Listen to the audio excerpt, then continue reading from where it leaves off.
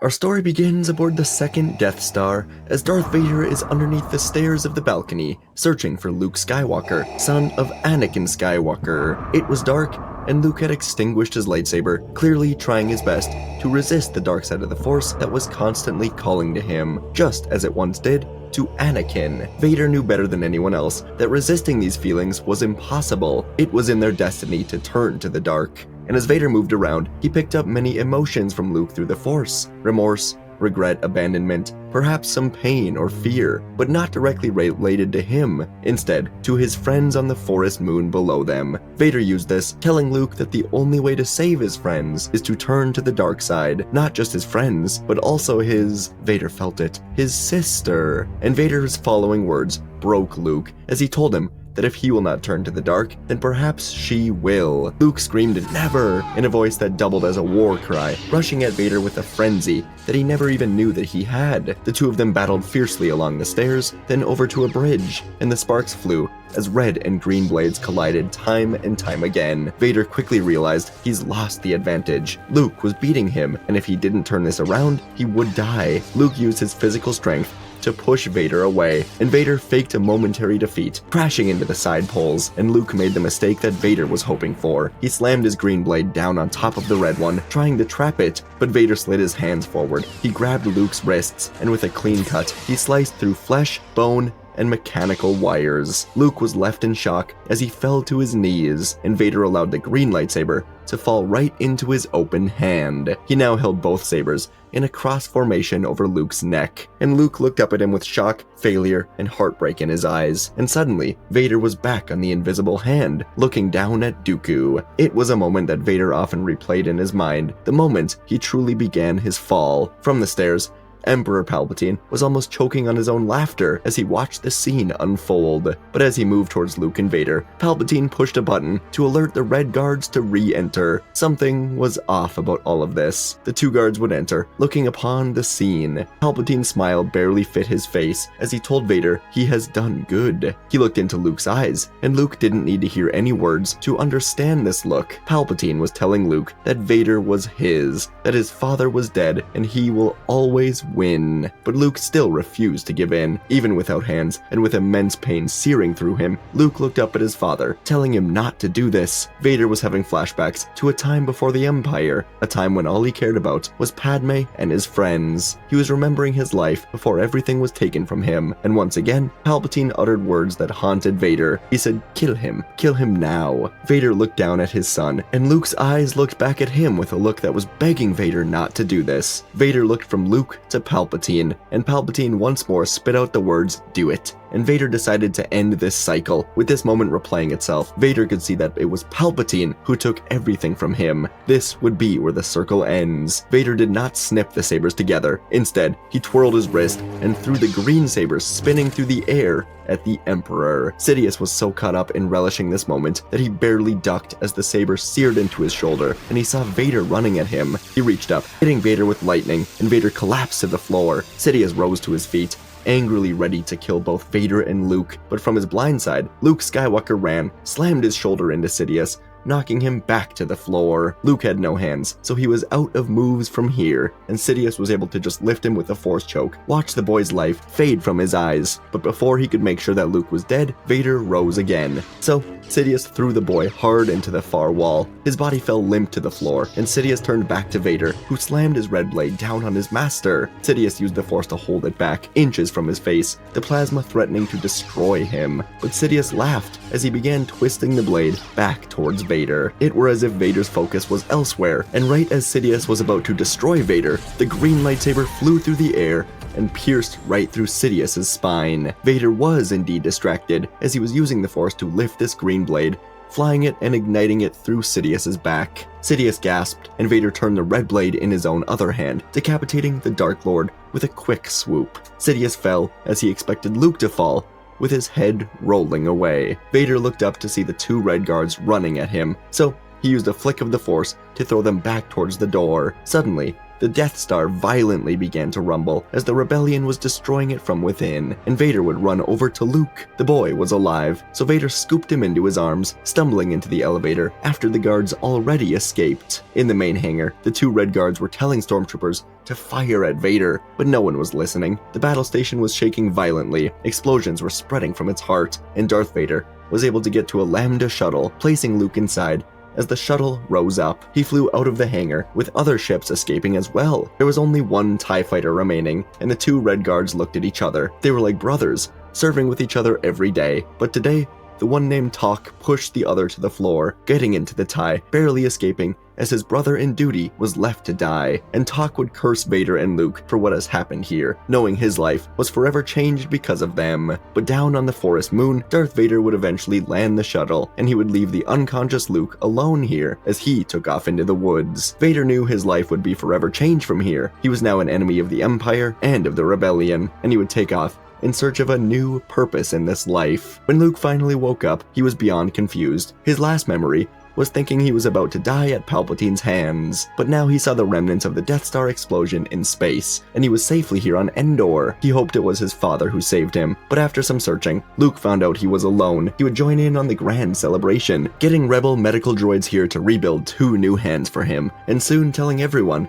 that Palpatine and Vader are gone. The celebration would be wonderful, and soon Luke would see the ghosts of Obi-Wan and Yoda proudly looking on. Far in the distance, Vader was listening to the happy celebrations, hidden deep in the trees, and the ghost of Kenobi would appear behind him now, telling Anakin he can feel that he has returned to the light. And Kenobi asked Anakin what he will do now. Anakin looked upon his former master, decades of memories rushing to him. He just told Obi-Wan he will make sure this empire that he helped to create can never rise up again. And from here, the Empire would burn away day by day, faster than anyone expected, even with the death of Palpatine. On Jakku, Coruscant, Mon Cala, and many other worlds, the Empire lost battles, trying to maintain their grip. But even more than this, Imperial warlords were just disappearing without a trace. For political leaders like Sate Pestage and Mas Amedda, the final thing they would see was a dark figure taking them down. Imperial war leaders like Moff Gideon and Admiral Sloane would see their operations be ripped apart by a red lightsaber before they, too, were cut down. Every day, key members of the Empire would die, and the New Republic was left to wonder who was in the shadows, helping them with this. But Luke had an idea of who it could be. Around a year after the second Death Star exploded, Luke Skywalker would find himself on Mustafar, continuing a journey around the galaxy to try and find old Jedi and Sith relics to continue learning about their history. Today, Luke entered a destroyed castle, and inside of these ruins, Luke would find the man he'd truly been looking for. His father was here. He turned to greet Luke, saying that he hoped Luke would come here. For the last month, Vader had been here. After taking down so many Imperial leaders, he'd taken time to heal in Bacta to truly work on his suit. He removed Palpatine's painful modifications, adding his own to have a Bacta mist instead of wires always stabbing into him. His breathing was much better regulated. His limbs were rebuilt to be much more flexible and painless. He would always need the suit to live, but now at least it was different, better, painless. He felt much more like a person than a machine, and today, he sat with Luke and truly told him everything. Vader told Luke about Tatooine as a slave, with only his mother. He told Luke about Qui-Gon, how he was forced to leave her in order to become a Jedi. He went on about his training under Obi-Wan, watching his mother die, fighting in the war, falling in love with Padme, training Ahsoka, failing her, and his rapid descent into darkness as the war came to a close. It was clear that Anakin had come to peace with everything. He was a broken man who knew he could never separate himself from his atrocities. He knew he could never truly return to the galaxy. Anakin would ask Luke about Leia, and Luke admitted that if Leia knew he were alive, she would not be nearly as welcoming or forgiving as him. Anakin understood this. He told Luke she is very strong, just like her mother, and Luke has Padme's compassion. They are both a great part of her, and Anakin is glad he's finally able to truly see it. And Anakin also admitted he's been the one taking down Imperial leaders from Mas Amedda, Gideon, Sloane, so many more. He also went to Exegol. He found Palpatine trying to resurrect himself. Anakin put a stop to it, ripping the place apart, making sure Palpatine knew he has lost his final battle. And now Anakin asked Luke what comes next. Luke said he hopes to rebuild the Jedi Order on the planet Ossus eventually, and Luke would ask Anakin to be a guide for him. Anakin has seen the Jedi of the past, seen their success, their failure, and Luke said he needs someone who's seen so much history to just be there for him. Anakin thought about it for a long time, and eventually said he will do it, but it would have to be a secret. He will live his life alone, perhaps in a cave or under a waterfall, and he will be there for Luke whenever Luke needs him. And so, Luke's new Jedi Order would indeed begin far earlier than Luke originally planned. He used construction droids to help him put together a temple in his own vision, along with some tips from his father. The planet quickly became a place of quiet study and growth, far from the noise of the rebuilding New Republic. Luke spent his mornings meditating by the waterfalls, his nights studying whatever holocrons he'd found. There were no students yet, and still, Luke could feel the future in this place, and each visit to the cave beneath the falls reminded him that he was not alone. Deep within, Anakin Skywalker lived on, hidden from the galaxy. With the help of a back-to-tank, medical droids, and a supply of nutrition for his suit, he indeed lived here. Their meetings were quiet, but powerful, and soon R2-D2 would come along. Vader taught Luke to be patient, to look deeper into the Force, to avoid the failures of himself and of the Jedi from before. And late in the first year on Ossus, Luke would find his first students. Some were children of New Republic soldiers, others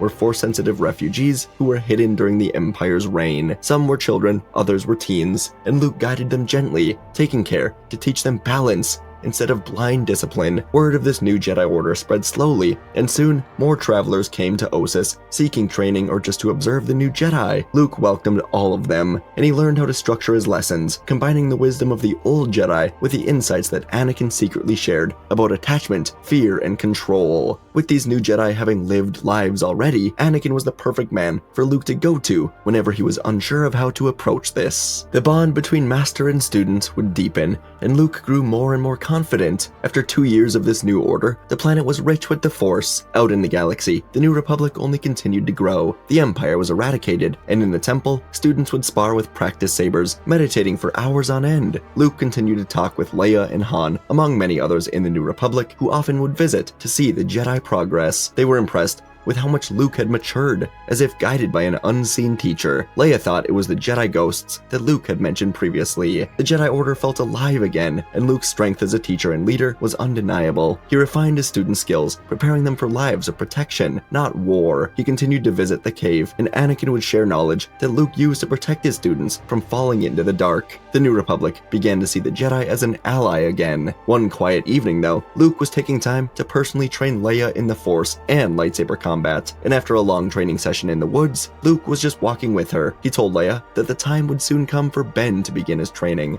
a sign that the new Jedi Order was strong enough to welcome the next generation. Leia knew this to be true. Her son, Ben, was 3 years old, and the plan was for him to begin initial training at around 5 years. Leia was fine with this. She trusted Luke, but before they could continue their own training, she was called back to her tent to receive a message from the New Republic. Out in the galaxy, New Republic soldiers recently raided a heavy drug operation run by former Imperials with a former Red Guard called Tak at its head. Tak was arrested, but in order to secure himself a shorter sentence in a calmer prison, he gave the New Republic valuable information only he knew about. Tak told a New Republic group, including Han Solo, that Darth Vader is alive. He escaped the Death Star with Luke Skywalker. He saw it with his own eyes. It was a stunning revelation, and Han Solo felt a pit in his stomach as he knew where Vader could be. Out on Ossus, Leia would speak to Han as Han told her the news, and it all would click for Leia: the rapid growth of the Jedi Order, Luke's maturity, her suspicions that someone was teaching Luke. It wasn't the Jedi ghosts, it was Darth Vader. Leia felt something rise up in her, as if she was still in the state of embracing the Force, fighting with the Force. She now felt anger, betrayal, pain. That monster was here. Out in the night forest, Luke was staring into the sky when he felt this shift. Leia emerged from the tent, ignited her lightsaber, yelling, "How dare you!" at Luke. She ran at him, swinging her blade, and Luke was being backed up as Leia yelled at him to admit that Vader is here. She swung hard, cutting away Luke's lightsaber, lifting her blade with a fire in her eyes that Luke unfortunately recognized. It was in their blood, after all. Leia had tears in her eyes as Luke knew he made a mistake, keeping this hidden, and as her hand flinched, the lightsaber would be ripped out of her hands. It flew deep into the trees and into the waiting hand of Darth Vader. Leia saw him. Horror would mix with anger as she stood in between her brother and her father. Vader extinguished the saber, then told Leia he just wants to talk. But Leia had no interest. She said she's going to contact the Republic to come and arrest him, which is far more than he deserves. Vader asked once more to talk, as father and daughter. This angered Leia even more. Rocks were lifted in the air. The ground trembled beneath them. Leia told Vader he is not her father. Bail Organa was her father, and Vader watched as he was destroyed, along with the rest of Alderaan. Leia told Vader he will never be anything other than a tyrannical machine that should have died with the Empire. Luke had no words. Vader couldn't blame Leia for feeling this way. He literally helped to blow up Alderaan. So Vader knew it was over. Luke was ready to be without him, and he told Leia that the Republic can find him on Naboo. He will not resist arrest. They would all go their separate ways. Leia to the Home One Republic fleet, Luke back to his temple, and Anakin to Naboo. He would go to Padme's tomb. He would just sit here, apologizing for everything, saying that he hopes the children can become what he and Padme never got to be in the end. And as Anakin would sit with his wife, an entire fleet would land, led by Leia Organa, and Darth Vader would be arrested, soon placed inside of the highest security cell the New Republic had, inside of a Coruscant prison. Leia would tell Luke that Ben will not be a Jedi under him. Their trust is broken. Luke understood, and he would step away from the Jedi Order that he was building for the time being. It would be months where Luke didn't talk to any of his friends. Leia felt bad, but she couldn't get over it. Vader was the most wanted man in the galaxy, and now the galaxy no longer trusted the Jedi again. Luke made a mistake, he knew it, but in the middle of these months, the Red Guard who exposed the truth, Tok, escaped his low-security prison on Dantooine, and he would get involved in a secret superweapon project that the New Republic traced into something called the Maw. Tok was the head of the Suncrusher experiment now, a superweapon no larger than a starship that could destroy an entire star system at once, turning it into a supernova. Tok planned to destroy Coruscant and the New Republic with this. He didn't care that New Republic spies learned of the project. Getting through the Maw was impossible. No one could safely make this flight. Tok had spent months maneuvering through the Maw, and he planned to unleash the Suncrusher within the next couple days. Flying through it that quickly, no one could do. But there was a way to fly through it that Tok did not account for. The New Republic just needed an elite pilot that was also extremely powerful in the Force. Not exactly easy to find. They would ask Luke, but Luke didn't think he could do it. And so when Han and Chewie presented Leia with their radical idea, Leia vehemently denied it. But they had no choice. They needed Vader. So, hours later, Luke would still be called back, and Anakin would be meditating in his cell when Luke, Leia, Han, and Chewbacca entered, giving him the rundown of what they need. Anakin would accept this mission without a second thought. No more time could be wasted, and the voyage into the Maw cluster would begin with a silence. Han was gripping the Falcon's controls, glaring out at the storm of black holes and twisting streams of light. He muttered that he usually avoids flying straight into his own death, and Anakin stood behind him, saying that he's lucky he's here then, with a touch of Anakin's humor coming out of the mask. Han snorted, saying, "Oh yeah, lucky him." Leia just shook her head, saying they better get moving, while Luke and Chewie shared a smile. The Falcon would dip into the cluster, and reality seemed to stretch. Gravity wells pulled at the Falcon from every side. Han fought the controls, muttering curses, while Vader's gloved hand hovered around him. He told him to go left, voice steady. Han glanced at him, asking if he was sure, because left is the biggest black hole they've ever seen. Vader simply said to do it, and Han threw the ship left, as the Falcon skimmed past a stream of gas that would have crushed them in seconds. Every turn was sharper, every choice more dangerous, and Han's sarcasm kept coming, though his knuckles were white. Vader stayed calm, occasionally adjusting the course within the Force itself, tilting the Falcon enough to avoid debris, steering them through narrow gaps that should have been impossible. Hours felt like minutes inside of the Maw, all of them too nervous to speak. But finally, the cluster opened into an eerie pocket of stillness, and there it was, the Suncrusher. A starfighter floated on a single slab of rock. Together, Vader landed with Luke inside of this starfighter, and at the center of it, the Red Guard, Tok, was waiting, still dressed in the same armor. He knew he didn't stand a chance against these titans in the Force, so he held a detonator in his hand, telling Vader he will never win. He will die today along with his family, and Vader realized this was a trap for revenge for him as much as it was a super weapon. Tok just ignited the explosion from deep inside the Suncrusher. He was taken immediately. Then Anakin turned, pushing Luke out of the room before sealing blast doors behind him. Anakin then turned back to the explosion, holding it back with the Force. He told Luke, "Get back to the Falcon, get everyone out of here. He will hold back the explosion long enough to make sure they survive and ensure the Suncrusher cannot survive." Luke screamed out in sadness, telling his father he won't leave him, but Anakin told Luke he will always be with him. Luke said he can't guide the Falcon out of here, but Anakin assured him there is no one more capable of doing this in the entire galaxy, and he will be with him. Now go! Luke was forced to run out of the starfighter, leaping back into the open ramp of the Falcon. Chewie lifted him in, and Luke told Han to blast off. Anakin is in the Suncrusher, giving them time. Han flew away, and in the exploding ship, Anakin felt them go. He closed his eyes in peace, and in his helmet, a communication would open up. It was Leia, his daughter. Leia simply told Anakin they couldn't have found this weapon without him. She thanked him, promising to build the New Republic in Padme's vision before ending the message. Anakin would die in peace as the explosion consumed him, knowing his children would have the galaxy in good hands. The Falcon would fly back through the cluster, and this time, Luke would help guide Han all the way through, with the voices of Anakin, Obi-Wan, and Yoda helping him with this. Luke would carry the weight of his father's death quietly, feeling both the loss and the peace of knowing that Anakin's redemption was complete. On Ossus, the Jedi Order grew into something greater than it had been before. Ben Solo became his greatest student, as Leia would allow it after all. He was strong in the Force, wise beyond his years. The training grounds expanded, filled with life, laughter, the calm presence of the Force. Luke's vision of the Jedi as protectors came to life for the galaxy. Leia led the New Republic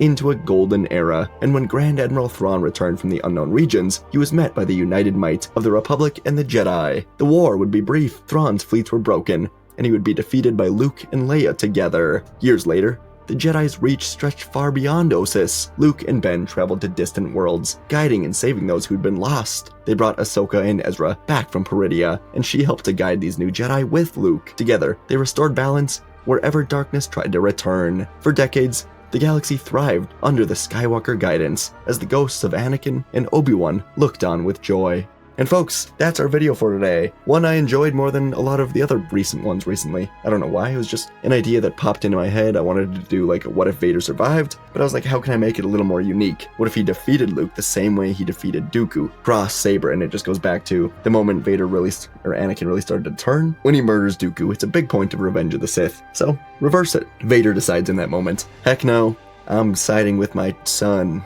Anyways, it was a lot cooler than that, but at least I hoped. Hope you guys enjoyed it. I don't know, really liked it. The idea of, Leia hating Vader, it's canon and makes sense. He was a horrible, horrible guy. Hard to redeem him. So, I found a way to do it. Hopefully you liked it. And yeah, Suncrusher in Legends. I don't know that much about it. Really might have downplayed it a bit, but yeah, I wanted to also use it as the Red Guard revenge. Have a little Red Guard story. You don't see them emphasized much. A little glaze for myself there, I guess. Anyways, appreciate you guys.